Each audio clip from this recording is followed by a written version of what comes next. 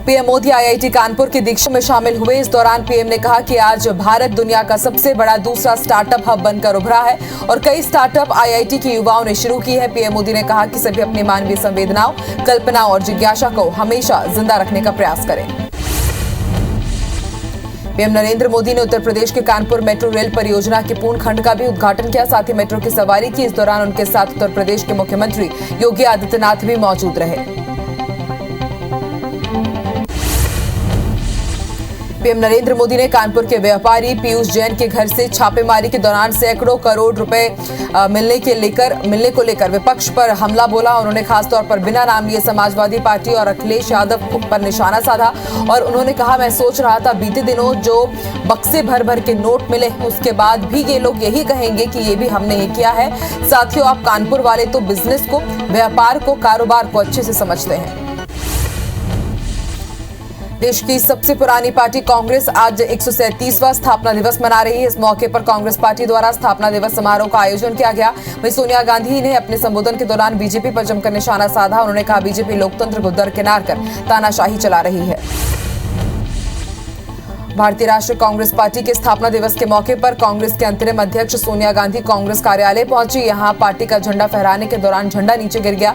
इसका video social media पर तेजी से वायरल हो रहा है। प्रधानमंत्री नरेंद्र मोदी 5 जनवरी को फिरोजपुर में पीजीआई सैटेलाइट केंद्र की आधारशिला रखने के लिए पंजाब का दौरा करेंगे। 3 नए कृषि कानून वापस लेने के बाद उनका ये पहला दौरा होगा। पीजीआई सैटेलाइट केंद्र 450 करोड़ रुपए का प्रोजेक्ट है, जिसकी घोषणा यूपीए सरकार ने साल 2013 में की थी। दिल्ली में रेजिडेंट डॉक्टरों के साथ हुई पुलिसिया कार्रवाई के बाद अब भी हड़ताल जारी है। हालांकि मंगलवार को रेजिडेंट डॉक्टरों ने स्वास्थ्य मंत्री मनसुख मंडाविया से बैठक के बाद कहा है कि उनकी स्वास्थ्य मंत्री के साथ मुलाकात सकारात्मक रही, लेकिन हड़ताल खत्म करने को लेकर अंतिम फैसला अलग अलग रेजिडेंट डॉक्टर्स एसोसिएशन से बातचीत करने के बाद ही लिया जाएगा। दुनिया भर में कोरोना के मामले बढ़ते हुए 28 करोड़ 18 लाख को पार कर गए हैं। वहीं कोरोना से मौत का आंकड़ा 54,23,000 को पार कर गया है। पूरी दुनिया में 25 करोड़ 12 लाख से ज्यादा मरीज कोरोना को हराकर स्वस्थ हो चुके हैं। वहीं दुनिया में एक्टिव मामले 2 करोड़ 52 लाख को पार कर गए हैं। दुनिया भर में कोरोना का नया वेरिएंट ओमिक्रॉन कहर मचा रहा है। ऑस्ट्रेलिया में ओमिक्रॉन के चलते पहली मौत दर्ज की गई है। इससे पहले ब्रिटेन, अमेरिका और जर्मनी में भी ओमिक्रॉन की वजह से मौतें दर्ज की जा चुकी है। मरने वाला शख्स 80 साल का है। वो पूरी तरह से वैक्सीनेटेड था, लेकिन उसे कुछ दूसरी स्वास्थ्य संबंधी परेशानियां भी थी।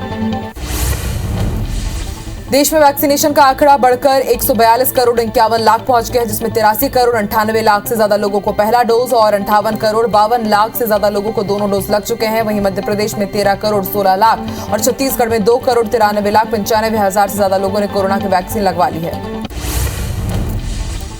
ओमिक्रॉन के बढ़ते खतरे के बीच स्वास्थ्य मंत्रालय ने कोरोना की 2 नई वैक्सीन और एक एंटीवायरल ड्रग के इमरजेंसी इस्तेमाल को मंजूरी दे दी है। स्वास्थ्य मंत्री मनसुख मंडाविया ने इस फैसले पर देश को बधाई दी। स्वास्थ्य मंत्रालय ने 2 वैक्सीन कोर्बेवैक्स, कोवोवैक्स और एंटीवायरल ड्रग मोलनुपिराविर को इमरजेंसी यूज की मंजूरी दी। देश में कोरोना वायरस के ओमिक्रॉन वेरिएंट ने खतरनाक रफ्तार पकड़ ली है। सोमवार को एक दिन में सबसे ज्यादा 135 मामले दर्ज हुए हैं, जिससे कुल मरीजों की संख्या बढ़कर 687 हो गई है। सोमवार को गोवा और मणिपुर में भी ओमिक्रॉन ने दस्तक दी है। ओमिक्रॉन अब तक 21 राज्यों तक फैल चुका है। देश में 10 जनवरी से कोमॉर्बिडिटी वाले 60 साल से ज्यादा उम्र के लोगों को प्रिकॉशन डोज लगेगी। इस संबंध में स्वास्थ्य मंत्रालय ने ऐलान किया है कि डोज लेने के लिए डॉक्टरों को सर्टिफिकेट नहीं दिखाना होगा। हालांकि मंत्रालय ने कहा है कि ऐसे लोगों को डोज लेने से पहले अपने डॉक्टर की सलाह जरूर लेनी चाहिए।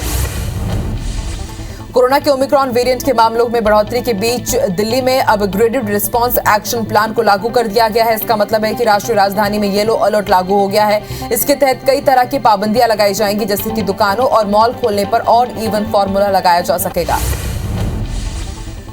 दिल्ली के सीएम अरविंद केजरीवाल ने कहा है कि दिल्ली में पिछले दिनों से कोरोना मामले तेजी से बढ़ रहे हैं। हालांकि अधिकतर मामलों में ना तो अस्पताल जाने की जरूरत पड़ी है, ना ऑक्सीजन, ना ही आईसीयू और वेंटिलेटर की जरूरत पड़ रही है।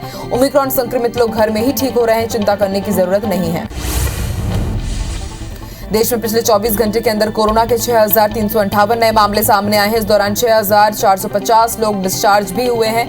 अब देश में कोरोना के कुल एक्टिव केसेस की संख्या 75,456 हो गई है। छत्तीसगढ़ में आज 69 कोरोना मरीजों की पहचान हुई है, जबकि 19 लोग स्वस्थ हुए हैं। वहीं दुर्ग में, कोरबा में एक कोरोना मरीजों की मौत हुई है। फिलहाल प्रदेश में एक्टिव मरीजों की संख्या 393 पहुंच गई है। रायपुर में सबसे ज्यादा 13 नए मरीजों की पुष्टि हुई है। बिलासपुर में 9, दुर्ग में 7 नए मरीज मिले हैं। मध्य प्रदेश में आज 42 नए कोरोना मरीज मिले हैं। प्रदेश में अब तक 7,93,768 संक्रमित मिल चुके हैं। वहीं प्रदेश में अब तक 7,82,950 मरीजों ने कोरोना को मात दे दी है। प्रदेश में एक्टिव मरीजों की संख्या 285 है। छत्तीसगढ़ का सबसे पुराना मौसम विभाग केंद्र पेंड्रा रोड में स्थित है, जिसकी हालात जर्जर हो चुकी है। इसकी वजह से बिलासपुर में मौसम विज्ञान केंद्र को अपग्रेड करके इस केंद्र को एकदम से ही दरकिनार कर दिया गया है। मौसम की वास्तविकता और पूर्वानुमान के लिए पेंड्रा रोड में मौसम विज्ञान केंद्र स्थापित किया गया था। ओमिक्रॉन के चलते यूपी इलेक्शन टालने की स्थिति को लेकर मुख्यमंत्री भूपेश बघेल ने बड़ा बयान दिया है। उन्होंने कहा कि चुनाव आयोग की स्थिति संदिग्ध है। भाजपा इतनी घबराई हुई है कि यूपी चुनाव टाल सकती है। जो पीएमओ कहेगा वही चुनाव आयोग करेगा। बालोद में किसान सम्मेलन में सीएम भूपेश बघेल शामिल हुए। इस दौरान उन्होंने कहा कि देश को मजबूत करना है तो किसान को मजबूत करना होगा। हमने किसानों को मजबूत करने के लिए गोबर खरीदी शुरू की। गोठान बनाए, गोबर से बिजली का उत्पादन हो रहा है, लेकिन कई विकास कार्यों में केंद्र सरकार अड़ंगा लगा रही है। कोरोना काल के दौरान बंद हुई यात्री ट्रेनों को बस्तर में दोबारा शुरू करने को लेकर कांग्रेस ने जगदलपुर में धरना प्रदर्शन किया। सांसद दीपक बैज के नेतृत्व में सैकड़ों कार्यकर्ताओं ने रेलवे स्टेशन के बाहर प्रदर्शन किया। सांसद बैज ने कहा है कि केंद्र की सरकार बस्तर की मांगों को अनसुना कर रही है, इसलिए धरना देकर सांकेतिक रूप से केंद्र सरकार और रेल मंडल को सचेत कर रहे हैं। मध्य प्रदेश के गृह मंत्री डॉक्टर नरोत्तम मिश्रा आज अपने एक दिवसीय प्रवास के दौरान दतिया पहुंचे। यहां उन्होंने अपने निवास पर कार्यकर्ताओं से मुलाकात की और लोगों की समस्याओं को भी सुना। गृह मंत्री डॉक्टर नरोत्तम मिश्रा ने एक सभा को संबोधित करते हुए विरोधियों पर हमला बोलते हुए कहा कि जो लोग मुझे गाली देते हैं वो देते रहे, इससे मुझे कोई फर्क नहीं पड़ता। ग्वालियर में शराब के नशे में एक पुलिसकर्मी का वीडियो वायरल हो रहा है। शराबी नशे में धुत मरीज को लेकर आ रही एक कार के नीचे जाकर हंगामा खड़ा कर रहा है। वहीं वीडियो सामने आने के बाद एसपी ने पुलिसकर्मी के खिलाफ कार्रवाई के आदेश दिए हैं। नारायणपुर में आईईडी की चपेट में आने से 2 बीएसपी कॉन्ट्रैक्टर कर्मचारी घायल हो गए हैं, जिन्हें जिला अस्पताल में इलाज के लिए भर्ती कराया गया है। दरअसल खोटगांव अंजरेल कैंप के पास नक्सलियों ने सुबह पंप हाउस में तोड़फोड़ की थी। इसे सुधारने का काम किया जा रहा था, तभी अचानक आईईडी ब्लास्ट हो गया।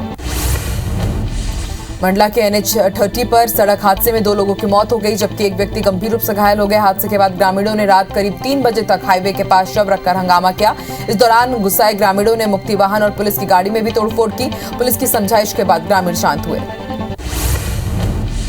मुरैना जिले के कैलारस थाना क्षेत्र के एक कुएं में युवक का शव मिला है। मामले में परिजनों ने हत्या का आरोप लगाया। साथ ही उन्होंने पुलिस पर जुआरियों को संरक्षण देने का भी आरोप लगाया। बता दें कि मृतक पर जुआ खिलाने वाले लोगों का लाखों रुपए का कर्जा था। फिलहाल पुलिस ने केस दर्ज कर जांच शुरू कर दी है। इंदौर में तीसरे दिन फिर एक लोहा व्यापारी बुजुर्ग की हत्या का मामला सामने आया है। पारिवारिक विवाद के चलते बुजुर्ग की चाकू मारकर हत्या कर दी गई। हालांकि पुलिस ने केस दर्ज कर महज 4 घंटे के अंदर ही एक आरोपी को गिरफ्तार कर लिया। दूसरा आरोपी फरार है। अशोकनगर के पिपरेसरा गांव में खेत पर जा रहे एक युवक हाई वोल्टेज लाइन की चपेट में आ गया, जिससे उसकी मौके पर ही मौत हो गई। वहीं मौत के बाद गुस्साए परिजनों ने कलेक्ट्रेट में शव रखकर प्रदर्शन किया। मौके पर एसडीएम ने समझाइश देने का प्रयास किया, लेकिन बात नहीं बनी। परिजनों ने संबंधित अधिकारियों पर कार्रवाई करने की मांग की है। सरगुजा जिले के केरजू गांव में एक ट्रैक्टर अनियंत्रित होकर पलट गया। हादसे में ग्रामीण की मौके पर ही मौत हो गई। 3 लोग गंभीर रूप से घायल हैं, उन्हें अस्पताल में भर्ती कराया गया। घटना के बाद आरोपी ड्राइवर मौके से फरार हो गया, उसकी तलाश की जा रही है। जांजगीर के बसंतपुर गांव में जमीन विवाद के चलते छोटे भाई से बड़े भाई पर धारदार हथियार से हमला कर दिया। गंभीर हालत में बड़े भाई को अस्पताल में भर्ती कराया गया है। वहीं पुलिस ने मामले में 2 आरोपियों को गिरफ्तार किया है।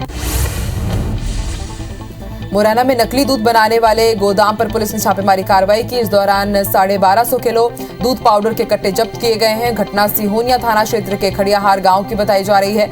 सूचना के आधार पर पुलिस ने कार्रवाई की।